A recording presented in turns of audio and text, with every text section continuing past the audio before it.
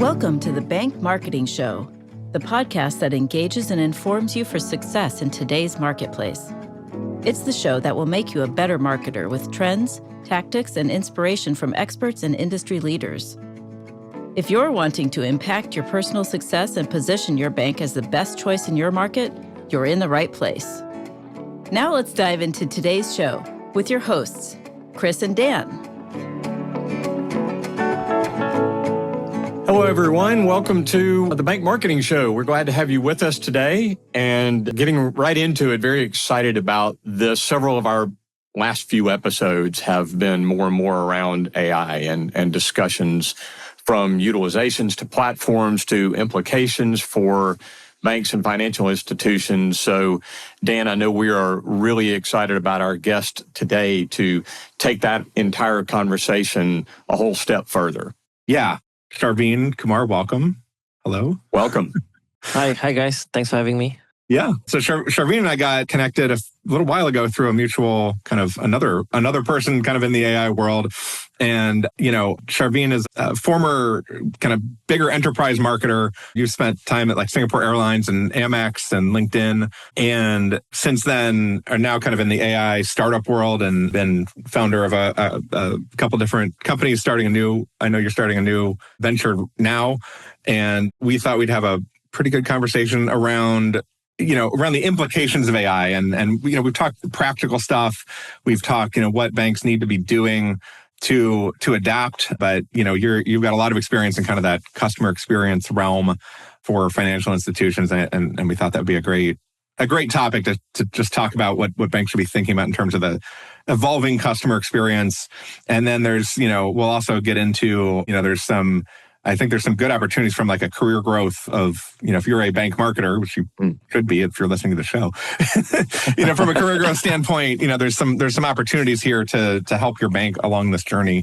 And so we'll talk about some of that stuff too. But Sharveen, I wanted to start with, tell us a little bit. I know most of your career, I guess a big chunk of your career in the past was at Amex. You were running marketing in APAC, I think. And tell us a little about that and what it kind of taught you how to think about, customer experience, and that'll kind of get us into what banks are thinking today. But let's start there. Yeah. I think, marketing in banks it's a whole different beast. I've been marketing in airlines, in tech, but marketing in banks comes along with its own constraints. Compliance is one. Sometimes it's for good. Sometimes it hampers you, but more or less, what it does is it makes you more creative because of the constraints. You have to work around a lot of those constraints in order to get to somewhere where if you were working in a different industry, that would have just been a straight road. But because you're in banks and you're in banking, and responsibility is very, very high, right? You're marketing financial products to people. The reason why there's so many constraints is because of fraudulent marketing practices. But here, marketing, if you are a marketer in bank and you've done a decent job, I would say you're top 1% of the marketers in the world. Yeah. Just because of the type of constraints you face. Yeah, I think it's one of the kind of core themes of the show, we probably touch on in every episode is like, if you're marketing in a bank, like you're selling commoditized stuff. There's thousands of other, banks that sell the same stuff, checking accounts and credit cards and savings accounts. And so the thing that differentiates you is your brand and your marketing messages. And so, yeah, I fully agree. It's like, if I tell people that are not in the industry, like, oh, bank marketing, that sounds boring. I actually think it's the opposite because you have to be so creative. It's more challenging. Yeah. You're selling the same stuff. Like if you're selling t-shirts, great. There's thousands of other t-shirt sellers, but your designs are unique. Right? Your checking account is not that unique. Like you have features of it, or you give a bonus, or you have some special, value that you add to it, but it's, largely the same as everything else. So you just have to add uniqueness and differentiation to your messages. And that's hard. It's hard. But I think there's an opportunity. Like a lot of banks just don't do that. And my line, is like every bank tries to be trusted and local, but it's not enough to say that anymore. Yeah. The key differentiator, I think, for banks that they can, the key thing that will differentiate these banks is going to be personalization. Banks are in a unique position where they actually have a long-term one-to-one relationship. So even when I was in Amex, just because of how Amex has marketed itself and what it stood for, it has always been about personalized service. And I think every bank that doesn't go down that route loses a huge opportunity, because the trust that you develop from the long-term relationship, that means me as a consumer who's banking with a bank who has put funds there, implicitly and explicitly trust them with the funds. Yeah. That says a lot. And so there's a lot of opportunity there, a lot of loyalty there that can be grown, can be nurtured. And that's a huge, huge opportunity area for a lot of banks, especially community banks. Yeah, I think that's a great point. And Dan, as you were saying, that is so much of what we encourage banks to do, that through differentiation, through specialization and niching. Sharveen, and there are many ways even within the industry that I think financial service providers and banks can do that. And I love your point about, because a lot of them don't, the opportunity to get ahead of the pack is tremendous. There's no doubt about it. So even just to do it fairly well means you're ahead of the pack. That's very true. And now we've entered the age of AI and how that's going to impact a lot of the things that you were just talking about, and that individualization and personalization and all of that, and the advances are going to have begun to, and are going to significantly probably increase that differentiation, would you say? Yeah, I mean, AI has a lot of promise, right? But I have a very contrarian take on how AI is going to help. The same promises came when machine learning, when data science was the big buzzwords. Big data was the big buzzwords in the late 2010s. But ultimately, there was always one major stumbling block. And that was the quality of the data that any company has.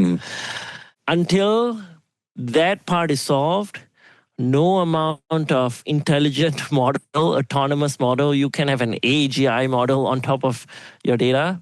Until your data is clean and coherent and structured well, it is extremely difficult for any company to adopt new technology and bring the level of personalization there. So I would love to talk about AI also as well, but my point here is that before you even think about embedding anything else, fix your data. Make sure salespeople are updating your CRMs. Make sure your data sets, your legacy data sets are all up to speed.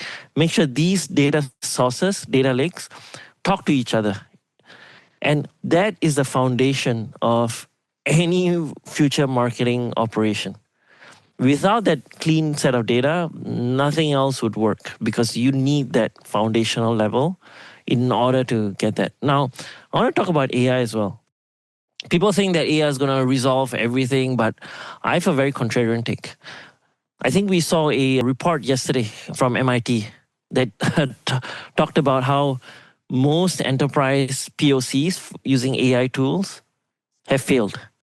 And I've seen this firsthand, right? Most AI tools overpromise and underdeliver, and the cost is just way too prohibitive. Some of this is because of the lack of data quality, but a lot of this is because companies need to think about what parts of personalization, or what parts of sales, what parts of marketing, what parts of operations do they actually want AI or need AI to take over. AI doesn't need to take over everything. If you use AI to take over everything, your costs are going to skyrocket. But so my contrarian take here is that banks shouldn't look at the shiny objects, shouldn't get the shiny object syndrome. Focus on cleaning up and making sure that you chart out the processes and internally understand where the opportunity lies in order for what you want to achieve. I think, and let's talk a second here about we were talking in the show prep here of you work a lot with larger enterprises, and I know a lot of our audience is smaller banks, but I think that's if I were to apply what you just said to the smaller banks, it's like it's not that you need to hire if you're a tiny bank, right? It's not that you need to hire like a full-time data person. Your core, the technology you use is starting to get better at this stuff, but you need to use it. You said earlier, make sure your salespeople, your branch managers are using the CRM. And yeah, you want to build. I think this is a good segue into like the first big topic here. But like, you want to build the customer relationships. Well, like the AI tools, like the idea isn't that AI and data are going to replace the relationship, but the AI and data tools can certainly help you build the relationship better. But what that's going to take is good data. And that's not hiring a full-time data person if you're too small. If you're larger, for sure, you need, somebody focused on that. But like, it's more, hey, let's get our notes uploaded from these customer conversations. And the AI can look through that and like look for opportunities you might not have thought of, or you might not have time to think of. I mean, that, the big topic we teased at the beginning was around, I hear a lot, and I've seen a lot of like articles and, conference topics on don't let AI take over your customer relationships, those types of things. And what we wanted to talk about here was, kind of where do you see the bank customer experience going as AI advances? Because I think there's a tendency in the market to think, oh, we're moving towards AI. It's just going to we're going to lose that personal touch. But how do you see it?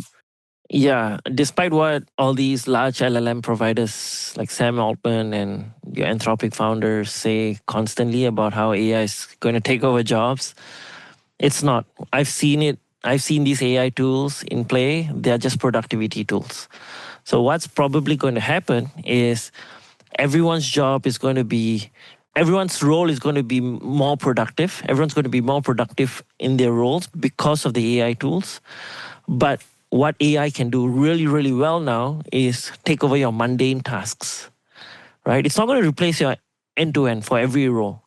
Some roles, yes, there might be an impact, but for majority of the roles, it's going to make you more productive.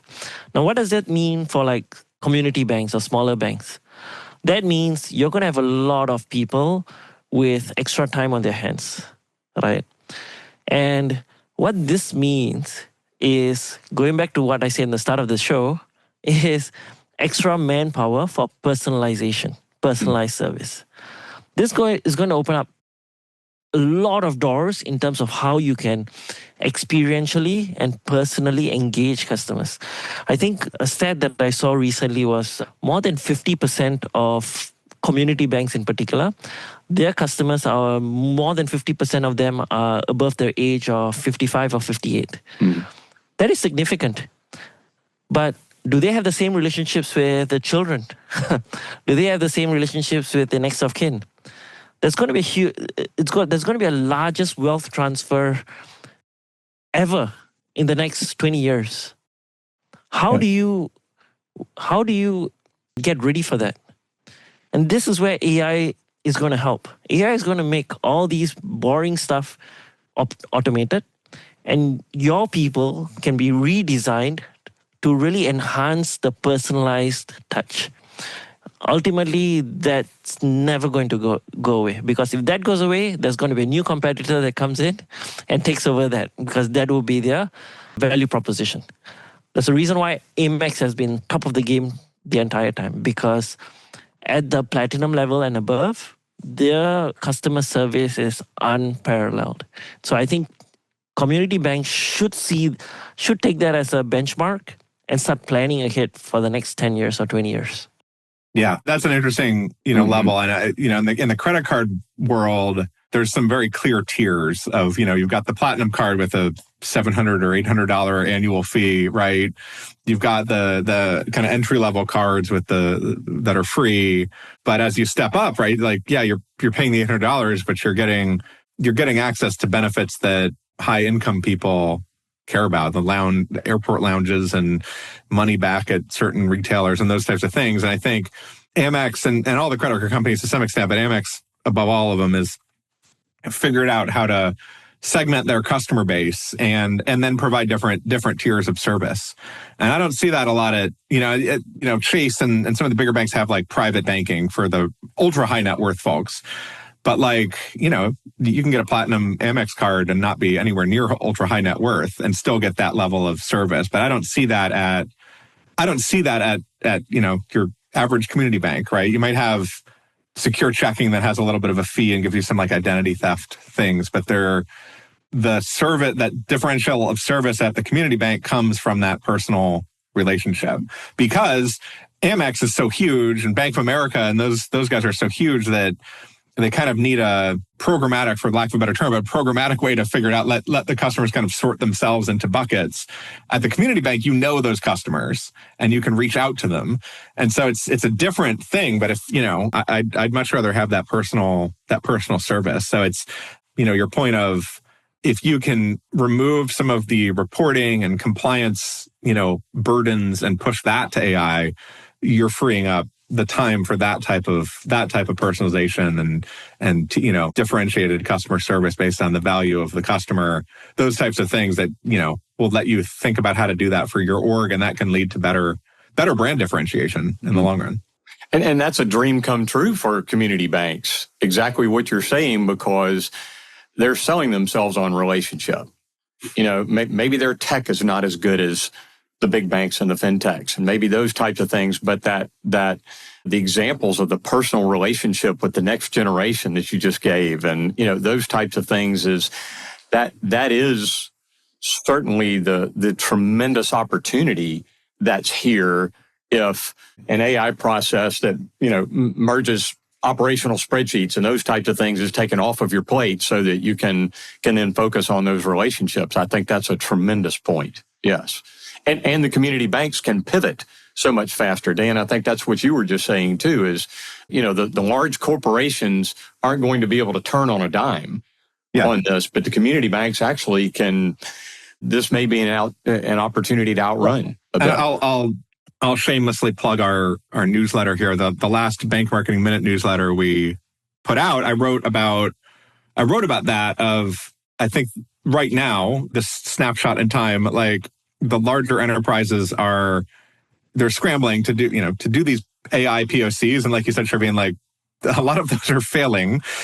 And, what it's going to look like for a larger enterprise to adapt AI is, you've got public shareholders and stuff like that. And it's going to be, we're going to lay off 5,000 people for like the really big enterprises. The smaller, small community banks, small businesses, it's less about laying off, and it's more, hey, with the staff we have, we can do twice as much now. And we can act like a company that's twice our size with the staff that we have. And that's the opportunity, but to your point, the bigger picture here is you're not starting with automating the customer service stuff, right? There's tools, there's data analytics things that will help you be better at customer service, but you're automating stuff like that analysis so that you can spend more time with your customers. And I think that's the opportunity for the community banks, because this AI revolution is not making Bank of America put a full-time person in a rural town, right? They're not doing that. You're still going to have that opportunity. I do want to say that even for customer service, the productivity gains can still take place. So there are, in any customer service call, whether it's whichever industry you're talking about, 30 or 40% of calls that come in are pretty much one-word, two-word conversations. And this is where AI can take over. That sounds like you, so that you as a customer service rep or relationship manager can focus your time on deeper conversations. Because to a customer, getting that question answered by an AI agent that sounds like a human is a quick thing, right? 30 seconds, they don't mind. Where people come in, where people get hesitancy is when they have like more than a minute long conversation. And you're So pressing to your button. point, Yeah. yeah, even for customer support, that you can have AI agents there helping them take charge of the mundane calls, and they can focus on the more bread and butter calls, right? Like transferring money for the kid in college who's in another state, right? But simple things like that can develop that relationship further with the customer. Yeah. Well, I think that's an interesting, we were talking before and we're trying to make the point, like, the back-end jobs at the bigger enterprises might go away. The back-end jobs at the small, the people doing those back-end jobs just may end up with a lot more time on their hands, and maybe some of that condenses.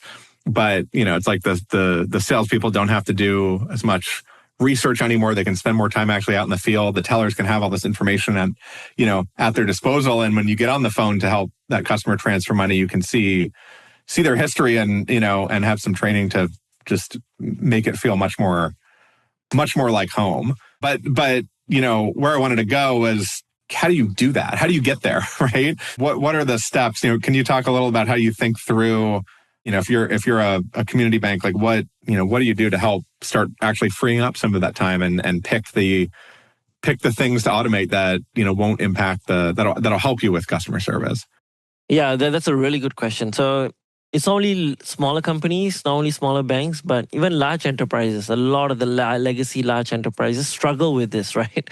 You see every day there's a new, like a sales AI tool that comes out that's raised millions, and you're like, you don't know where to start. Everyone faces the same issue. But one thing I tell everyone is, treat this as just like any other technology, right? What would you do? Go back to basics. What do you need to do to figure out whether you adopt a technology? You figure out whether you have a need first, right? And to do that, what do you need to do? You have to go back one step further, one step back, and figure out, okay, where are the gaps, where are the needs today in my process, in how I want to deliver. And to do that, you need to figure out what the objectives are. So you as a company and as a team need to align on what is your core thing that you're trying to solve. Are you trying to improve customer relationships? Are you trying to improve stickiness, loyalty? And from there, you'll kind of figure out which functions or features or departments to narrow down to. And then when you're there, you can map out every single step of the process, whether it's when a customer has a touch point with you to processing the customer's request, or even just back-end operational when it comes to like KYC and whatnot. Once you do that, during that process, that will trigger a lot of new ideas and a lot of new needs and opportunities amongst the team. And that's where the magic happens, if you will. Because once you see that, a lot of people will, the light bulb will immediately go on for a lot of people. They're like, oh my God, why are we still doing this? A, B, C, we could have just done from A to C. They're simple tools. I don't even need AI for that. So when they are mapping this out, they'll have a better sense of where they can automate. And you know what? You don't need like a complex consultant or an experienced person to do that. Your existing team can already do that. There's no better person than people in the trenches today to map out that process. And once you do that, I tell you, every step of the way in the leadership, from the bottom to the top in a small company or even a bank, ideas will start to trigger and they will be able to put across a coherent approach to move forward. Yeah, I I'm thinking of a conversation I had a couple weeks ago at the bank, and we were talking about opportunities to automate things, and it took a while to get into the details and even get their head wrapped around the fact that you could automate stuff. Because a lot of these processes might be things like, well, that's just what Sue does. Sue, whenever we have a loan to underwrite, she takes this paper and she types it into this thing, and then it gets sent into the core, and it's like, you don't need, like, you could fix that. It takes her an hour or 2 hours per document. She does 20 of them a month or whatever. She doesn't have to. We can build a flow that automates that thing. And and you say that, and then the response that you'll get is like, oh, like I didn't realize that. I thought it was a manual. It was a paper to digital. Like I didn't think there was a way. But yeah, there's ways to do that stuff. And, it can start with something super small. I know a lot of banks I work with think about, you see what Sam Altman and those guys are saying, and you think, it's this big, we're all going to be gone in a couple years. And, but it's more of, let's automate some small things. And then you see a little small thing that goes away. And you're like, oh, we have 10 other things that look like that. Let's work on those. And, and that's how it's going to go. And then, but it's not about doing those things to get rid of those people. It's, free them up. Everybody I work with at banks of any size is, oversubscribed. Yeah. Yeah. And I think even as we were preparing for the show today, Sharveen, you were talking about some examples of that and how bank leadership can really think through better utilization of their team's expertise, including, Dan, examples of the kind of thing that you were just talking about. And Sharveen, by you saying that, I paused a minute ago and I actually wrote down something that it made me think about for my 16-person marketing agency. I was like, oh, wait, we could do that. So I love what you just said is as you begin to utilize these things, new ideas will come up and you'll figure it out as you go. And it's not always about the focus on the shiny object syndrome of let's go buy every AI platform out there and do it. No, find the things, utilize them, all of that. So do you have some other thoughts about how to leverage that and using teams' expertise? Yeah, like I said earlier, anyone who's in the trenches is best placed to do this because they've brought these processes and they've worked there for years. And all you need to do is to get them to map it out. Once you have that, those ideas start to go in the head. But the other very underutilized resource for community banks especially those that are situated near a community college or even a state college, right? There is an unlimited resource of high-tech Gen Z, or I don't know who the younger crowd is. Is it Gen Alpha? Interns. They can come in and help you map that process out. That's a win-win for everyone. It's a win for your customer, win for your community, and win for yourself, right?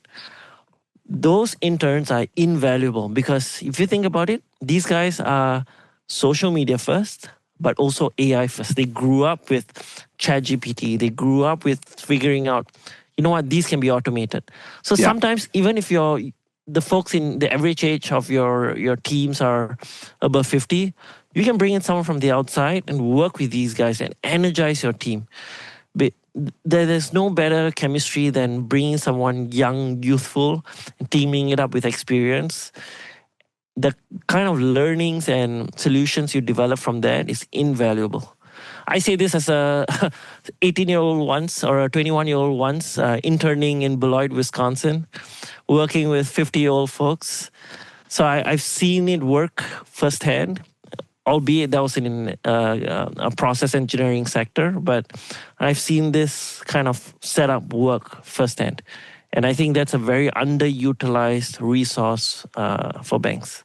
Yeah, one of the banks I work with hired, they're on a website content management platform, one of the standard ones out there. And they were frustrated because they wanted to make this landing page they had look nicer, but they're limited by what, the font selections and those types of things in the CMS were.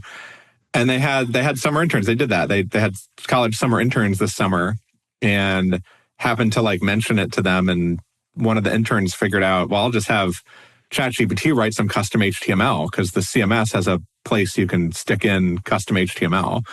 And so they just, they weren't like a web designer. They just figured it out. And now they've got this great landing page that, they just dropped in this custom HTML.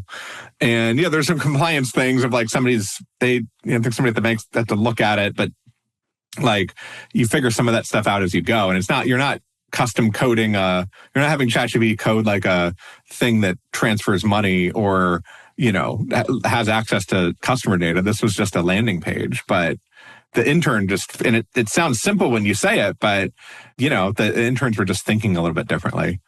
And even in my AI startups, I hire interns and they blow my mind sometimes. And so this applies everywhere. I am such a big proponent of having interns because of the type of education they can give you in turn. Yeah. My 11-year-old came home last night and it's his first week of school and he had homework.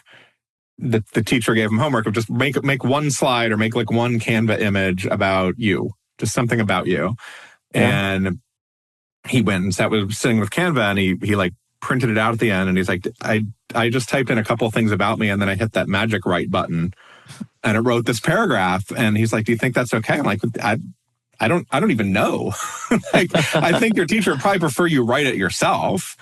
But if she didn't say not to use, I was like, that's just Gen AI. Like, if your teacher hasn't said any rules, like, as long as you've thought about the assignment and brought it, turned it in, go talk to your teacher and see what they say about using it. But he just like, there was no hesitation. Like, he's just thinking differently about it. I see the magic write button in there. And I'm like, I don't know. I think I could just do it better, But there's a different train of thought that I think when you bring an intern to a longstanding organization, you tend to think, well, what's something simple I can give them? Not, hey, they think differently about technology. How can we leverage that? And I think you make a fantastic point that I think just bringing in interns to see what you're doing and think, well, why are you doing it that way when we could just automate it is. That part is the invaluable part.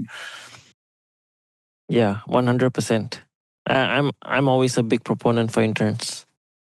Well, and I love your thought process there about combining that with operational marketing, all these people in different departments defining their own processes.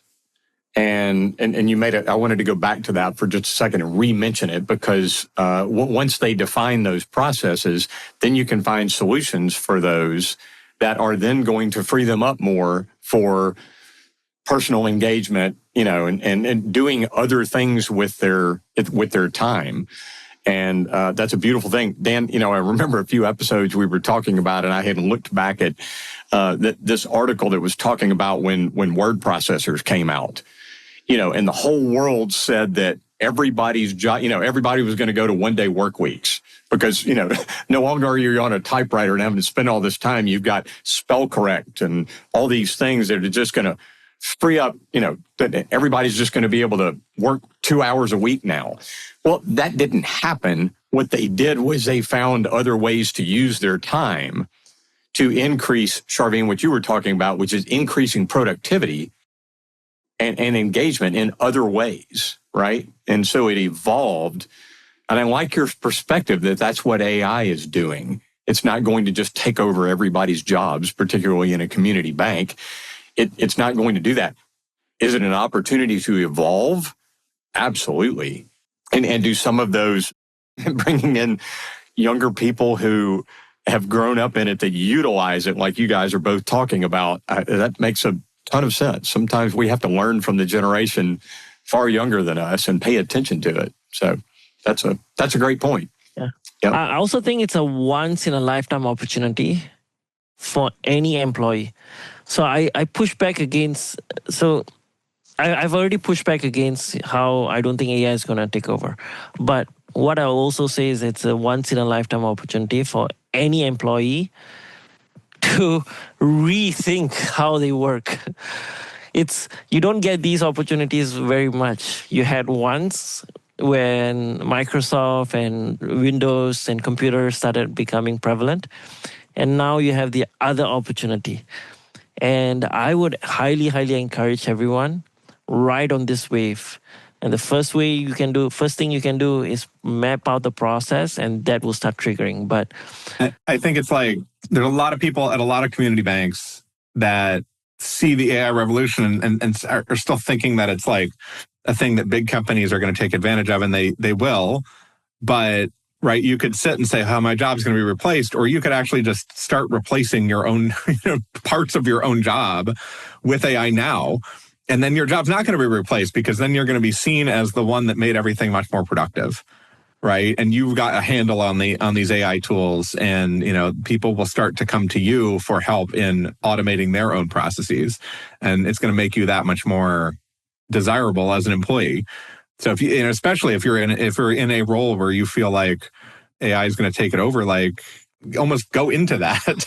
I think there's more opportunity in going into that than ignoring it. Yeah, run towards the light and don't run away from the light. Yeah. Well, this is great. Let's, I know we want to touch on kind of towards the end here on just like, you've been a part of kind of the startup world, and you've seen, a lot of other startups that are doing just cool general things in AI. So the last thing I wanted to ask you about was just around other trends. I mean, we talked a lot about customer experience and mapping out, automating processes and things like that. But, what do you think other trends that banks should be aware of with AI should be? What are some cool technologies you see coming? Yeah, I would double down on making sure that these companies, or as you think about your processes, you think about how do you, not only from your perspective, your processes, but how can your bank or your company increase the experiential element, that the value you provide in person. I like to always use the analogy, when people zig, you zag, right? When everyone's going towards AI, digitalization, automation, think about what's going to set you apart. And I already see a lot of companies moving towards more experiential elements, because sooner or later people will get fatigued of the word AI and digitalization and the new products that come online on your devices. But everything's just going to be AI, have AI in it. So we're not even going to talk about AI. It's just going to be the thing. But what's going to stick in people's minds? At the end of the day, it's a human-to-human relationship. What's going to stick into people's minds is not, I had a strong experience using the app. It's going to be, I went out with my family. We went to this carnival sponsored by or run by this bank. I met my RMs. I met my the local community teller, and I had a great time. And they're going to think about that for weeks, for months, for years, right? So the trend I see is, and I highly encourage companies to do this, is yes, you need to automate all of that, said and done. Be more experiential, because that's going to set you apart. That's going to drive the emotional stickiness with the customer. I love that. Never lose focus on the emotional connection with the customer.